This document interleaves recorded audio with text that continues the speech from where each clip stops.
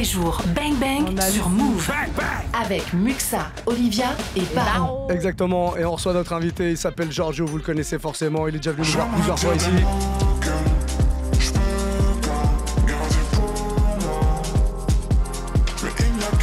Ça c'est dans l'album qui vient de sortir, ou plutôt la réédition ou la part 2 d'un album qui était sorti déjà au mois d'avril, Année sauvage partie 2 donc qui vient d'arriver. Salut Giorgio, ça va? Salut, ça va, tranquille et toi? Ouais, la forme. Content de t'avoir ici. Je mets cet extrait là parce que c'est mon morceau préféré de l'album. Voilà, ça fait plaisir, voilà, je le kiffe aussi. J'aime bien ce délire parce que je trouve que c'est un style que t'avais jamais fait jusqu'ici. Espèce de voix un peu pitchée comme ça sur le refrain. Ouais, bon, c'est ça, tu connais, comme ça fait longtemps que je fais de la musique, que je rappe, j'essaie de me réinventer, de tester des nouveaux trucs, j'avais envie de pitcher des voix, même la prod, tu vois, c'est un espèce de mélange entre un beat un peu two-step et de la jersey, je voulais essayer des trucs comme ça aussi, ouais. Ah, t'as bien fait. Ah, merci. Ah, si Olivia le dit. Tu fais pas mal de tests d'ailleurs, d'expérimentation dans cette deuxième partie d'album. Je dis que c'est pas une réédition parce que c'est 13 morceaux, donc c'est vraiment la part 2. Ouais, c'est vraiment une partie 2, ouais, carrément. J'ai l'impression que c'est un album de saison, là. C'est vraiment un album à écouter en regardant par la fenêtre la pluie tomber. Ouais. C'est comme ça que je le vois, tu vois. Carrément. Après, en plus, moi, ma musique, elle est quand même assez mélancolique, donc ça marche bien base, avec l'automne, l'hiver, tout ça. Et puis même dans le champ lexical, il y a beaucoup de gris, beaucoup de pluie qui reviennent dans les morceaux. Les nuages. Ça, c'est parce que j'habite Paris. Hein. C'est ça, malheureusement, c'est comme ça ici. Voilà, si vous êtes dans le sud, parce qu'on nous écoute aussi dans le sud, vous pouvez pas savoir ce que c'est, mais si t'habitais dans le sud, tu ferais pas la même musique forcément. Non, je pense que j'aurais fait un son West Coast. Ah ouais. Carrément. T'es dans ta 30e année là. Ouais. Cet album, est-ce qu'il marque le passage à la trentaine d'ailleurs? Est-ce que toi tu remarques que dans ta manière de faire de la musique, il y a eu une évolution? Évidemment qu'il y a eu une évolution parce que j'ai l'impression de mieux me connaître en tant qu'homme et du coup de mieux connaître ma musique et ce que j'ai envie de faire dans ma musique. Après, je te mens pas, dans ma tête, j'ai toujours 23-24 ans. Ouais. Les années sauvages, du coup, elles sont pas derrière? Non, elles sont pas derrière. Je suis en plein dedans. Quand est-ce que tu as pu vérifier la dernière fois que tu étais encore dans tes années sauvages? Ouais, tu sais, moi, je suis un kiffeur. Quoi? Tu vois, j'aime trop cette expression. Ça veut dire je suis un bon vivant, je vis tout le temps bien. Ça, c'est souvent ce que disent les mecs qui font plein de conneries. Bah, je suis un kiffeur. C'est ça, faut croquer la vie. Bah ouais, exactement. Mais non, après tu connais, mais non, toujours, tu vois, là, j'étais en tournée avec mes potes, on était en tourbus, on a bien bu, on a bien fêté la sortie du projet, on a bien kiffé, tu vois. Après, je m'arrête jamais, tu vois. Hier, j'avais envie d'aller voir un match à Lens au football, j'ai loué une voiture, je suis parti à Lens avec mon petit ref, on a fait l'aller-retour dans la nuit, tu vois. Lens parce que c'est un club que tu suis? Parce que on m'a toujours parlé de l'ambiance à Bollaert, le stade de Lens, et j'avais jamais vu de mes propres yeux. Et comme je connais Ruben Aguilar qui joue là-bas, je voulais aller vérifier comment c'était. C'est incroyable. C'est vrai? C'est vraiment au-dessus des autres stades en termes d'ambiance? Ouais. Moi, franchement, j'ai pas fait tous les stades de Ligue 1 et tout, mais j'avais rarement vu une ambiance comme ça. Mais en plus, hier, ça devait être sacrée ambiance parce que but à la dernière minute, il me semble. But à la dernière minute contre Marseille, c'est ça? Exactement. Ça fait rire Baro, et là il y a tous les auditeurs de Marseille qui nous écoutent qui disent oui, j'ai fait exprès, ils sont fâchés, je sais. Baro, blacklist, direct. Je prépare un baromètre d'ailleurs sur Marseille bientôt. D'accord, très bien. Top 3 de Baro qui reviendra bientôt. Bon, Marseillais, je sais pas où on va avec cette histoire. Tu me feras valider avant cette histoire là, quand même. Du coup, alors dans l'album il y a pas mal de morceaux et il y a une interlude, comme on disait avant, je sais pas si ça se dit encore maintenant, un skit comme disaient les Américains, qui s'appelle Montréal 15-06-23. J'imagine que tu étais à cette période là-bas à Montréal. Tout à fait. Et dans cette interlude, t'expliques que ça te fait du bien de temps en temps d'aller vivre ailleurs, de découvrir des nouvelles villes et de se lancer comme ça dans un endroit que tu connais pas et que t'en reviens toujours enrichi, quoi. Qu'est-ce que t'as ramené toi justement de ce voyage à Montréal? Déjà, Montréal, c'est vraiment une autre culture parce que même s'ils parlent français, c'est une culture très américaine. C'est vraiment l'Amérique qui parle français, quoi, le Québec. Et du coup, ce que j'ai bien aimé, c'est que j'ai pris beaucoup plus mon temps. C'est beaucoup moins speed que Paris. Les gens sont beaucoup plus chill. Et puis en fait, j'ai pu aussi. Je suis parti avec mon frère Lucci qui a coproduit tout le projet. Et en fait, ce qu'on a fait, c'est qu'on a bossé avec plein de producteurs de là-bas, d'artistes de là-bas, comme Patrick Watson sur Les Alizés, J'allais venir, sur Hypnotique, Même s'il est pas montréalais, il est guadeloupéen de base, mais maintenant ça fait des années qu'il habite là-bas, donc c'était le moyen de le capter en studio, de rencontrer du monde et de prendre des nouvelles énergies, d'autres manières de voir la musique, etc. Donc c'était cool. Il y a Zeyna aussi. Ouais, Zeyna, ouais, carrément. Je la connaissais pas du tout, je l'ai connue avec ton projet, justement ça m'a donné envie d'aller écouter ce qu'elle fait. Ouais. Je trouve ça assez incroyable parce qu'elle chante à la fois en arabe, à la fois en anglais. Ouais, et en français. Oui, et en français évidemment. Sur ton projet, c'est du français. Et c'est quoi la rencontre avec cet artiste? En fait, j'ai rencontré une meuf là-bas qui s'appelle Sarah et qui m'a déjà gracieusement prêté un studio de musique qui a plein de plugs parce qu'elle bosse pour la Socan qui est comme genre la SACEM canadienne, quoi. Okay. Et qui m'a filé un studio. Et en fait, elle m'a fait découvrir Zeyna. Elle m'a dit tiens, regarde, c'est une artiste qui s'est charmée ce qu'elle fait. Et moi, j'ai trop kiffé. Et je lui ai dit vas-y, mets-nous en contact. Elle a créé un groupe WhatsApp. Et un soir, j'ai proposé à Zeyna de venir au studio. Et donc, il y avait iClassify aussi, qui est un gros producteur de là-bas qui était avec nous. Et elle est venue. Et on a juste parlé, kiffé, on a mangé, on s'est fait écouter des trucs. Et puis à un moment, on s'est dit, viens, on essaie de faire un morceau. Et c'est comme ça que le morceau est né, quoi. Vraiment pure rencontre au feeling, en soirée au studio, quoi. Tu l'as emmené dans un truc en plus différent de tout ce qu'elle fait actuellement, quoi. Ouais. J'ai l'impression que c'est vraiment autre chose. C'est pour ça que en fait, quand je suis allé écouter ses sons, je me suis demandé pendant un moment si c'était la même personne. Ah ouais. Parce que c'est vrai qu'elle part dans un truc beaucoup plus planant dans ton morceau. Ouais, carrément. J'ai cru comprendre qu'elle était un peu pluguée avec Jay-Z aussi, elle. C'est possible, je sais pas du tout. Donc, mais je sais qu'elle est sur un label américain. Elle est signée sur un label américain. Après, je sais pas ses connexions au State. Bon, j'ai vu ça après. Bon, je voulais vérifier, t'as pas l'info. C'est pas désolé.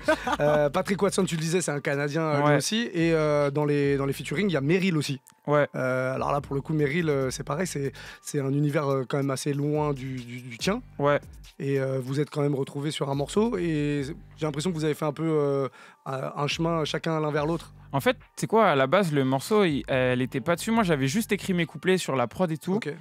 Et en fait, j'avais pas envie de faire le refrain parce que je me suis dit, si c'était un morceau solo de moi, ça serait pas très intéressant, en fait. Je me dis, il y en a qui le font mieux que moi. Et si c'est un morceau solo de moi, en fait, ça m'intéresse pas. Et direct, j'ai pensé à Meryl. Et je me suis dit, mais en fait, s'il y avait Meryl au refrain, le morceau, il prendrait une autre ampleur et ça serait chambé. Ça donnerait un plus. Elle aurait une meilleure top line. C'est sa spécialité en vrai. Ouais, c'est ça, elle sait mieux le faire, même tu vois dans le choix des mots, que ça sonne bien et tout. Ouais. Et du coup, je lui ai proposé en fait tout simplement, et je lui ai envoyé une maquette et elle a kiffé. Et en fait, moi, ce qui m'a le plus impressionné, c'est que du coup, elle est venue au studio. Moi, j'étais avec des potes. Elle est venue solo et tout. Donc, vas-y, on a chillé un peu, on a reparlé, on a fait le monde et tout. Puis après, elle rentre en cabine, elle dit vas-y, je veux réfléchir à une top line et tout. Et là, elle a enchaîné genre 7 top lines. Et les 7 top lines, c'était incroyable. Et après, elle est sortie de la cabine, elle a dit vas-y, choisissez laquelle. Et après, on lui a dit c'est laquelle t'as préférée, toi? Elle était moi, je les aime bien. Choisissez. Et moi, j'étais avec mes gars, on l'écoute, on disait celle-là. Après, on écoutait la deuxième, on disait non, celle-là. Après, on écoutait la troisième, on disait non, celle-là. Et en fait, c'était tout incroyable. Ouais, non, si c'est vrai, on m'a déjà parlé de Meryl en studio, c'est comme ça qu'elle fait. C'était impressionnant. Et après, on se disait on aime bien le début de celle-là, la fin de celle-là, on essaie de les mélanger, tac. Et au final, je crois qu'on a gardé la toute première qu'elle a faite. Ah, c'est lourd. Et du coup, après, elle a écrit dessus. Comme ça, hop, et puis elle a posé le refrain, et voilà, c'était fait, quoi. Confortable de bosser avec quelqu'un comme ça. Ouais, c'était ouf. Sans la musique, vraiment. On parlait des voyages et de Montréal juste avant. Quel voyage, toi, t'as pu faire et t'as le plus marqué, le plus inspiré dans ta musique après Qui t'a le plus enrichi? Qui m'a le plus enrichi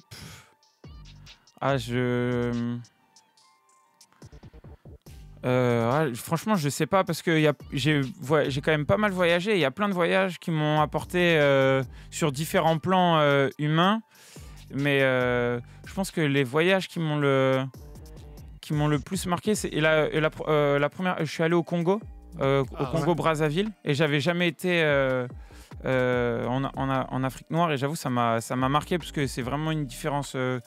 Culturelle, sociale, des manières de vivre, de penser, etc. Donc ça m'a vachement marqué. La première fois aussi que j'ai été aux États-Unis, parce que moi j'ai toujours été fan de basket, de NBA, puis en fait le rap, tu vois, ça vient de là-bas. Donc la première fois que je suis allé à New York, ça m'a boosté de ouf, ça m'a donné envie de faire plein de sons, de revenir. En plus, New York, c'est comme... Enfin, c'est une ville qui est, on dirait, elle est sous vitamine, ça va tellement vite, c'est hyper inspirant. C'est un truc de ouf parce que tout le monde le dit. New York, déjà New York, c'est une ville à part aux États-Unis. Ça ressemble à aucune autre ville aux États-Unis. Et peu importe ce que tu fais dans la vie, quel que soit ton job ou tes activités, quand tu vas à New York, tu reviens, t'as envie de faire d'autres, t'as envie de faire des trucs en fait. T'as envie de faire 1000 trucs. Et puis même je trouve aussi.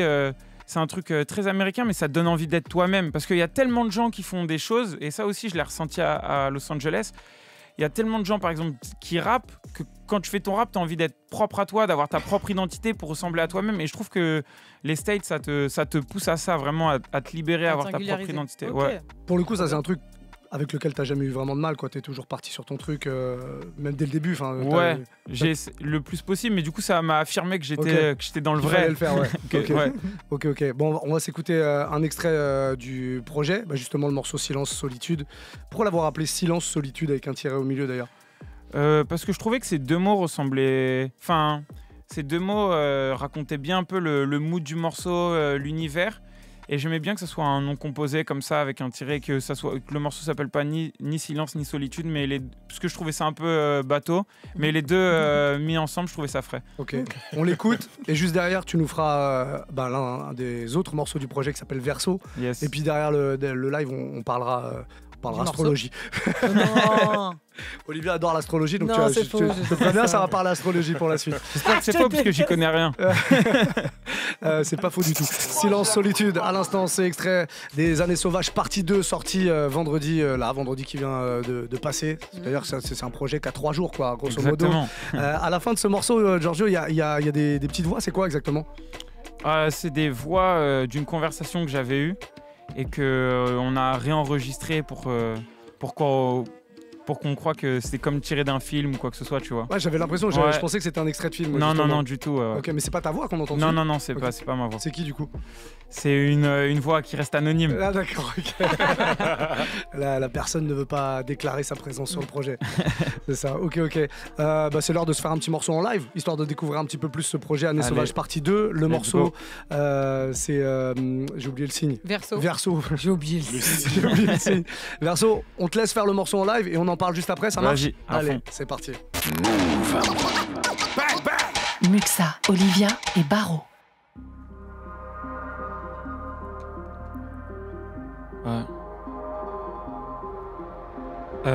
Marqué par la vie, j'ai des frères qui ont tatoué leur corps, leur identité sur leur peau. L'Afrique ou les Antilles sur le pec gauche. Génération Salif, Nesbill et Despo. Est-ce qu'il y a un âge pour servir et un autre pour acheter le resto? Indépendant à la recherche de liberté, je ressemble à tous les versos. À chaque fois que je vais chez ma grand-mère, pour elle c'est un cadeau. Je devrais y aller plus souvent, occupé à bosser mon cardio. J'ai mes convictions et je cours contre le vent. Il ou elle, c'est pas mon problème, mais je comprends que ça gêne. Les histoires de sexe, c'est plus que dur. Ouais. Je suis fier d'être le même et j'étais un enfant incomplexe, je comprends, c'est sûr. Ça me dépasse les gardiens d'un temple qui leur appartiennent pas.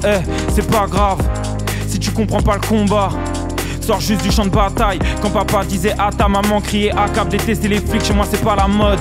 Et quand je vois leur cagnotte de lâche, je comprends que c'est pas la norme. Toujours debout, c'est pas fini. Je sais pas quoi penser d'aujourd'hui. Je balaye les regrets, les tant pis.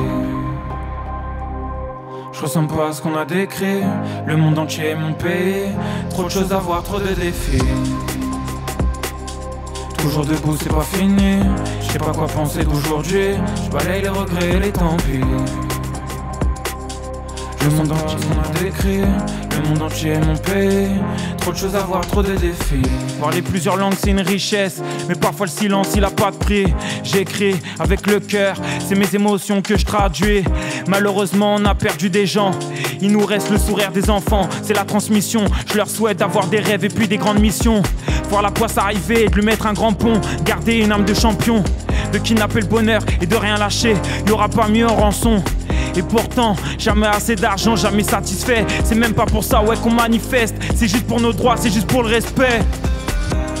Conduite en état d'ivresse, c'était juste quelques kilomètres. Et c'est là que ça se passe, limite on le savait. Y'avait pas besoin d'être visionnaire, rempli d'anecdotes et d'histoires folles. De longs discours dans une petite bagnole. J'ai tout enregistré sur mon dictaphone. Celui qui pleure la vie, celui qui rit de la mort. Ça mange en terrasse un pas de taille. On sait que des fous pourraient nous rafale. Qu'un petit rien est précieux, qu'un ami qui trahit c'est un chaos de Kawan. Grand bluff ou qu'un flush royal. Peu importe tant qu'on gagne, tant qu'il y a des flammes dans nos rétines et que nos yeux pétillent comme du champagne. Toujours debout, c'est pas fini. Je sais pas quoi penser d'aujourd'hui. Je balaye les regrets, les tant pis. Je ressens pas ce qu'on a décrit. Le monde entier est mon pays. Trop de choses à voir, trop de défis. Toujours debout, c'est pas fini. Je sais pas quoi penser d'aujourd'hui. Je balaye les regrets, les tant pis. Je ressens pas ce qu'on a décrit. Le monde entier est mon pays. Trop de choses à voir, trop de défis. Année sauvage partie 2 sur Move. C'est Giorgio. Let's go.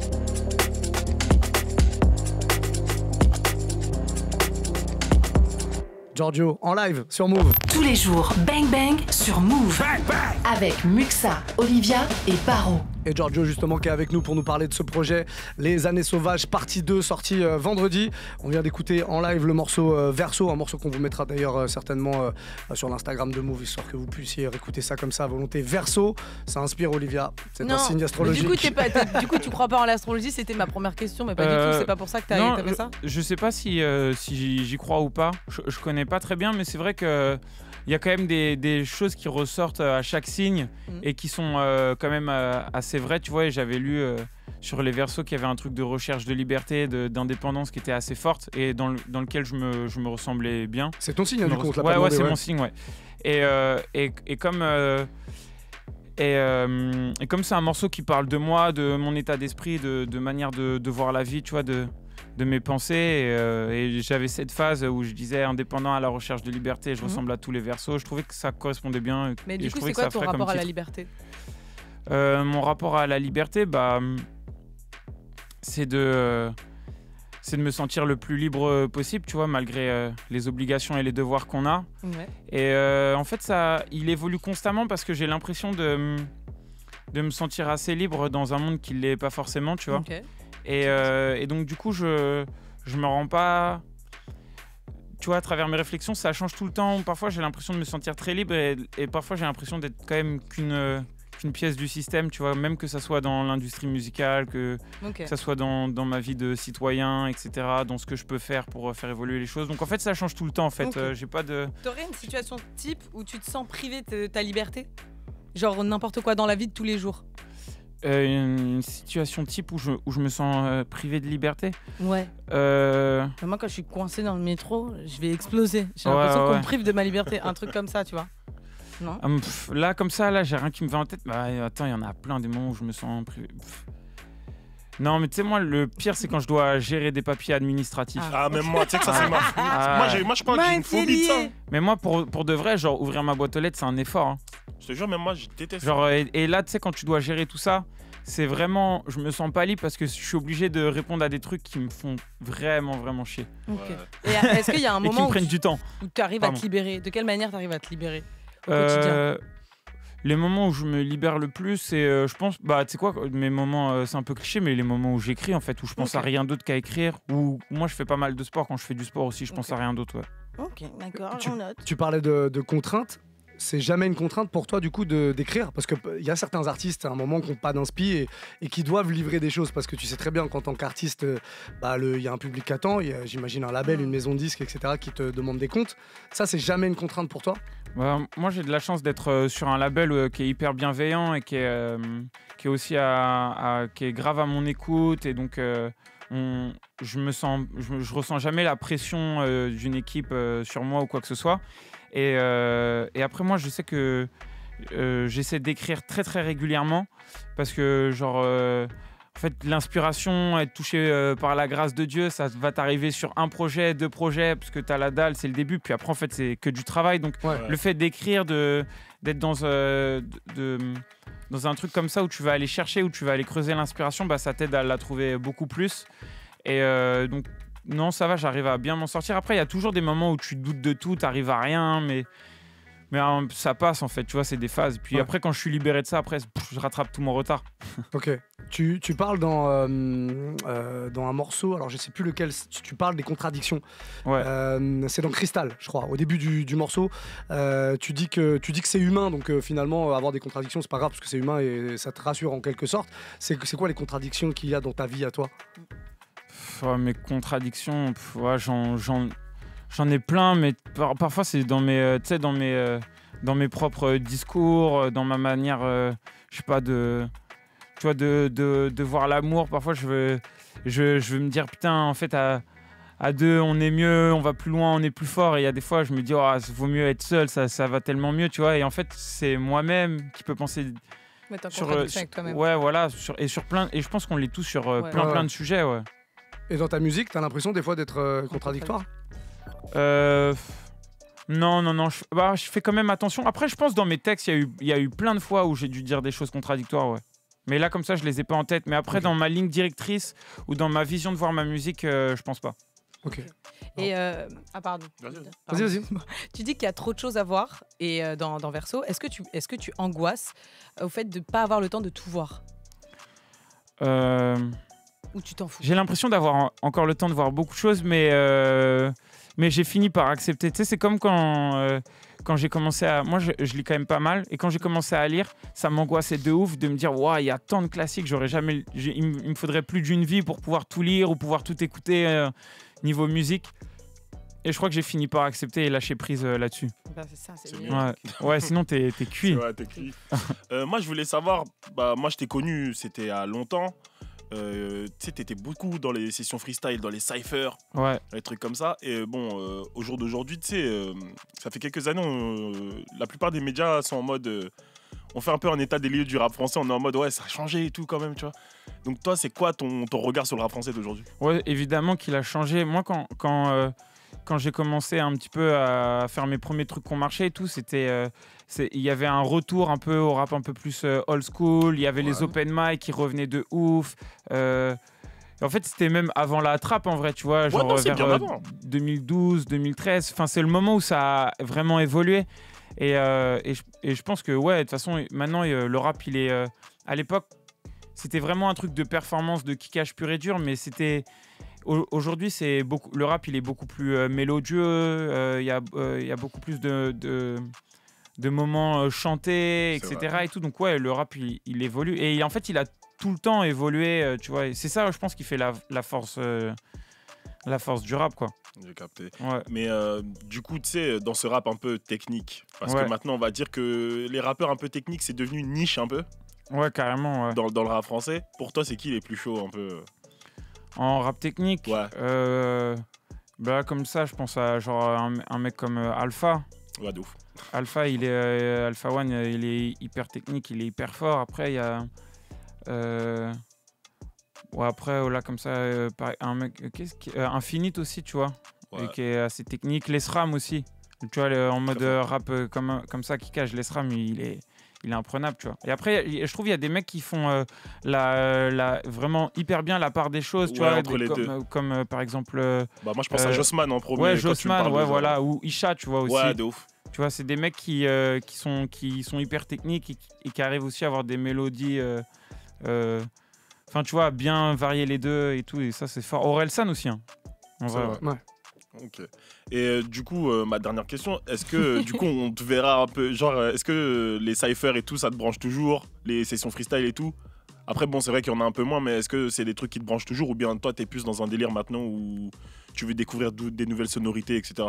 Les deux. En vrai, ça m'intéresse de ouf de tester des nouvelles sonorités, de m'amuser, tu vois, comme on disait sur Silence Solitude, à pouvoir pitcher ma voix, à faire des choses que tu peux difficilement reproduire en live sans de l'autotune, sans des logiciels, etc. Ouais.